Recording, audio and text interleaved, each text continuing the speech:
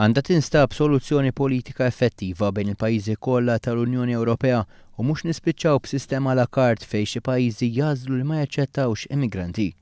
Dan intqal f'konferenza tal-aħbarijiet li ġabet fit-tmiema żjara tal-Kummissarju Ewropew għall-Immigrazzjoni Dimitris Avramopoulos u li matula l-Ministru tal-Intern Malti Carmelo Abela tkellem dwar il-prijoritajiet ta' Malta fis-settur waqt il-Presidenza tas-sena d-dieħla. Aħna pajjiż Mediterranju, pajjiż li bħalissa anki l-akbar influss ġej min-naħa tal-Mediterran ċentrali, fejn allura l-impatt tal-immigrazzjoni għadu qawwi. Ovvjament nafu li għandna diversi pajjiżi membri tal-Unjoni Ewropea li jista' jkollhom opinjoni differenti fuq numru ta' proposti leġislattivi li għandna.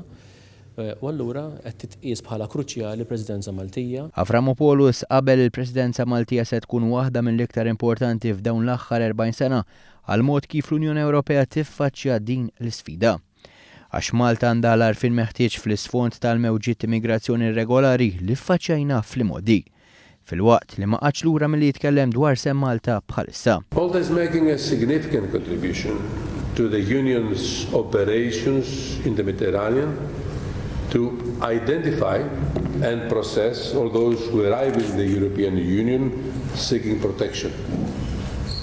We have proposed to boost its mandate and turn it into a fully fledged European Asylum Agency, which will have an even more central role to play in managing the European Union's asylum and migration. Il-Ministru Abela fakkar kif sawissu ta' din is-sena Malta rċevit iktar minn 1000 applikazzjoni ta' ażil u refera traċedji li teħallu l-eluf mejta fil-Baħar Mediterran.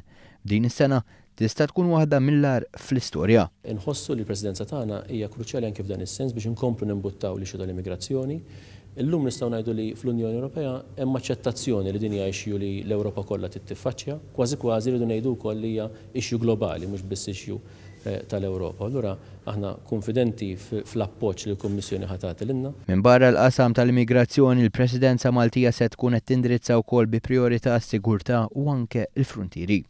Bit-terrorizmu wkoll ikun fuq l-aġenda tal-Kummissjoni u l-pajjiżi Ewropej.